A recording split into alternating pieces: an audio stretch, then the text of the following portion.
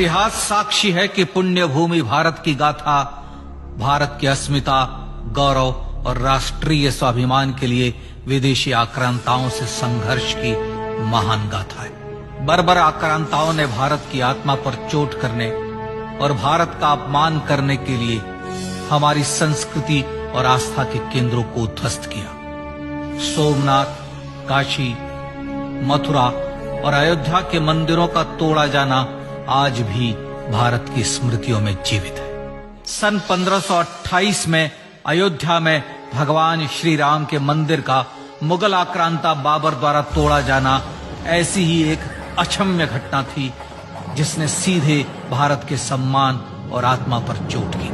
कारण साफ था, अयोध्या के श्री राम के मंदिर पर आक्रमण भारत की आत्मा पर आक्रमण था। जहां हर भारतीय के रोम रोम में राम बसते हैं, वह भारत यह अपमान कैसे सहता। राम मंदिर पर आक्रमण भारत को आहत कर गया था। विदेशी हमलावर अपनी बर्बरता दिखाते गए और भारत अपने आत्मगौरव को फिर से पाने के लिए संघर्ष करता रहा। भारत रामलला के जन्म स्थान पर बाबर के नाम पर बने एक ढांचे को देखता और उसे हटाने का संकल्प लेकर शक्ति संजोया करता। हिंदू समाज आत्मसम्मान के रण में डटा रहा और लगातार हमलावरों द्वारा बनाए गए बाबरी ढांचे को हटाने के लिए लड़ता रहा। सरयू कई बार रक्त से लाल हुई। कभी स्थानीय शासकों ने तो कभी साधु संतों और राम भक्तों ने राम जन्मभूमि की मुक्ति के लिए अपने प्राणों की आहुति दी।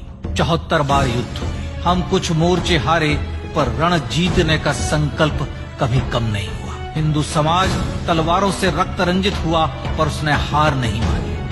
उसका संकल्प अजेय था। 15 अगस्त 1947 को देश की आजादी के साथ सैकड़ों सालों से चले आ रहे इस संघर्ष में नई ऊर्जा और एक नया मोड़ आया। अचानक 23 दिसंबर 1949 को बाबरी ढांचे में श्री राम लला प्रकट हुए। हजारों राम भक्त दर्शन के लिए उमड़ पड़े। तत्कालीन प्रधानमंत्री पंडित जवाहरलाल नेहरू ने उत्तर प्रदेश सरकार को श्री राम लला को विवादित ढांचे से हटाने का आदेश दिया। उत्तर प्रदेश सरकार ने अयोध्या के कलेक्टर को यह काम दिया और यह निर्देश भी कि जरूरत पड़ने पर वे बल का प्रयोग भी करें। अयोध्या के कलेक्टर ने सरकार को उत्तर दिया कि यह नरसंहार के बिना संभव नहीं है, और फिर भी वह ऐसा चाहती है तो किसी दूसरे कलेक्टर से यह काम करवा ले। परिणाम स्वरूप रामलला की मूर्ति वहीं विराजमान रही। विवादित ढांचे को बंद कर दिया गया। केवल पुजारी को सेवा अर्चना के लिए भीतर जाने की अनुमति थी। फिर भी राम भक्त विवादित ढांचे के बाहर से प्रभु श्री राम की आराधना करते रहे। भारत के हिंदू समाज के लिए चुनौतियां और बढ़ गई। मामला अदालत में गया। विपक्षी दलों द्वारा अदालत में भगवान श्री राम के अस्तित्व पर सवाल उठाए गए। उनके अयोध्या में ही जन्म लेने का प्रमाण मांगा गया। भारत का जनमानस अब आहत हो उठा था। आजाद भारत में भी हिंदू समाज को अपनी आस्था और श्रद्धा के लिए संघर्ष करना पड़ रहा था। चुनौतियों के इस समय में सन 1984 में विज्ञान भवन दिल्ली में विश्व हिंदू परिषद ने धर्म संसद का आयोजन किया। इस संसद में देश भर के संतों ने राम जन्मभूमि की मुक्ति के लिए आह्वान किया और राम जन्मभूमि मुक्ति यज्ञ समिति का गठन किया। धर्म संसद ने राम जन्मभूमि की मुक्ति और वहां भगवान श्री राम के भव्य मंदिर बनाने के भारत के जनमानस के संकल्प को फिर से दोहराया। विश्व हिंदू परिषद के नेतृत्व में मंदिर निर्माण के लिए पूरे देश में अभूतपूर्व आंदोलन की शुरुआत हुई। श्री राम जन्मस्थली मुक्ति यज्ञ समिति के साथ देश भर में राम जानकी की रथ यात्राएं निकली। राम लीलाओं में राम कथा के माध्यम से भारत का आम जन फिर से जुटा। अब सबके मन में एक ही प्रण था, एक ही लक्ष्य था। अयोध्या में जन्मभूमि पर भगवान श्री राम के भव्य मंदिर का निर्माण। सन 1989 में विश्व हिंदू परिषद द्वारा गांव-गांव से रामशिला पूजन करके अयोध्या भेजी गई। 2,75,000 गांवों से रामशिलाएं अयोध्या पहुंची। भव्य राम मंदिर के शिलान्यास का निर्णय हुआ। पूज्य संत महात्माओं और हिंदू समाज के अन्य प्रमुख नेताओं के निर्णय के अनुसार अनुसूचित जाति के प्रमुख नेता श्री कामेश्वर चौपाल ने 9 नवंबर 1989 को मंदिर निर्माण का पहला पत्थर रखा।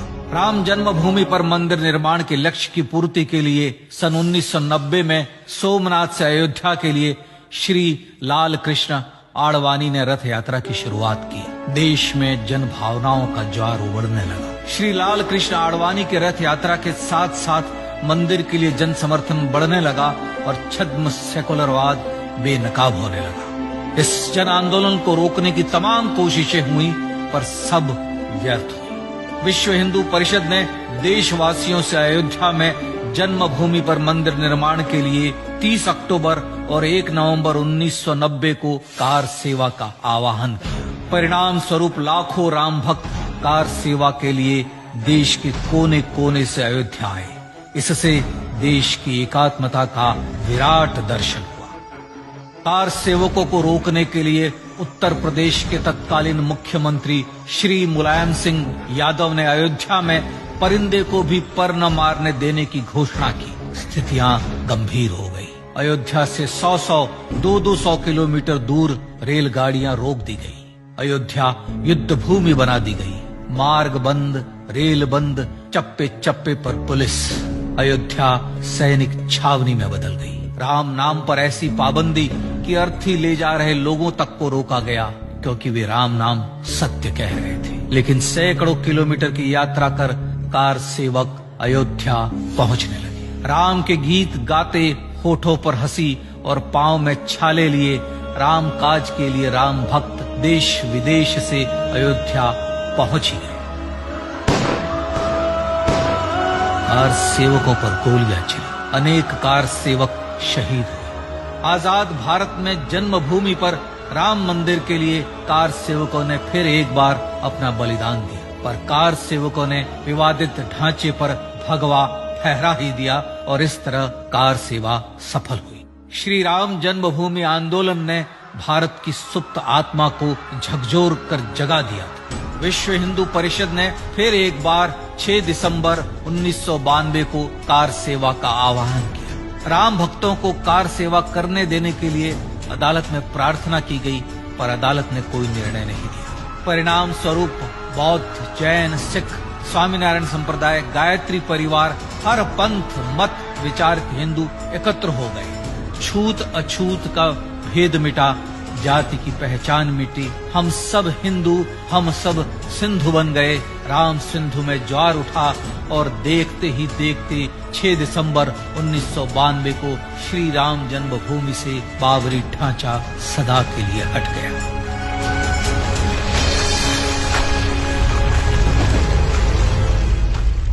यह क्षण शौर्य, न्याय और सत्यमेव जयते का क्षण था। यतो धर्मस्ततो जय का क्षण था। पर संघर्ष की गाथा यहां जाकर भी नहीं रुकी। छद्म सेकुलरवादियों द्वारा भारत और भगवान श्री राम के इतिहास को झुठलाने के लिए अदालतों में चुनौतियों का सिलसिला चलता रहा, जो 1950 से चल रहा था। हिंदू सिखों के बीच से गुजरते हुए भगवान श्री राम का दर्शन करने के लिए विवश थे। यह स्थिति थी आजाद भारत में श्री राम और राम भक्तों की। पर सत्य को तो जीतना ही था। आखिरकार देश के सर्वोच्च न्यायालय के 5 जजों की खंडपीठ ने 9 नवंबर 2019 को ऐतिहासिक निर्णय दिया और यह कहा कि अयोध्या जन्मभूमि परिसर की पूरी 67 एकड़ भूमि रामलला की। और न्यायालय ने भारत सरकार को जन्मभूमि पर मंदिर बनाने के लिए एक ट्रस्ट बनाने का आदेश दिया। सर्वोच्च न्यायालय के आदेश के अनुसार भारत सरकार ने 5 फरवरी 2020 को श्री राम जन्मभूमि तीर्थ क्षेत्र नाम के ट्रस्ट का गठन किया और राम जन्मभूमि न्यास की भूमि जो सरकार द्वारा अधिग्रहित की गई थी, उसे ही नवनिर्मित न्यास को वापस दे दिया गया।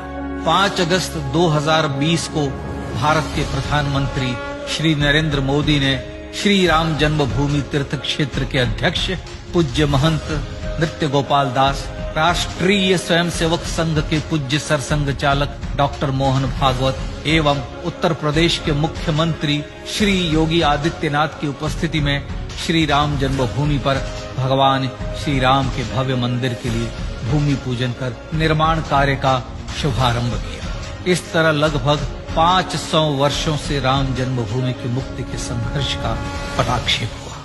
अपने आत्मसम्मान और राष्ट्रीय अस्मिता के लिए इतना लंबा संघर्ष विश्व के इतिहास में बेजोड़ है। श्री राम भारत की आत्मा, भारत की परिभाषा, हमारे राष्ट्रीय आदर्शों और जीवन मूल्यों के प्रतिनिधि मर्यादा पुरुषोत्तम हैं, जो हर हिंदू के होठों पर जन्म से मृत्यु तक रहे। बस यही हर हृदय में प्रार्थना होती है।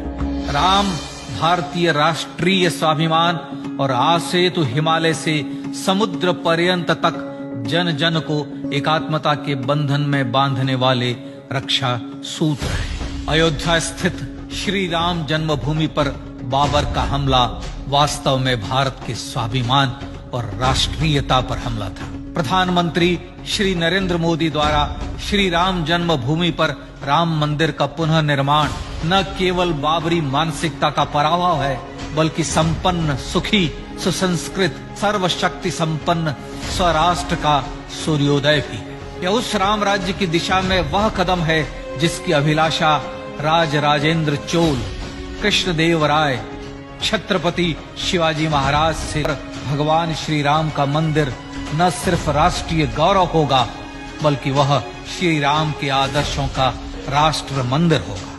अब वह महान संकल्प पूरा होने जा रहा है। आइए इस राम यज्ञ, राष्ट्र यज्ञ में जिन ज्ञात और अज्ञात भारतीयों ने अपनी आत्माहुति दी है, उनका पुण्य स्मरण कर उन्हें श्रद्धांजलि दी।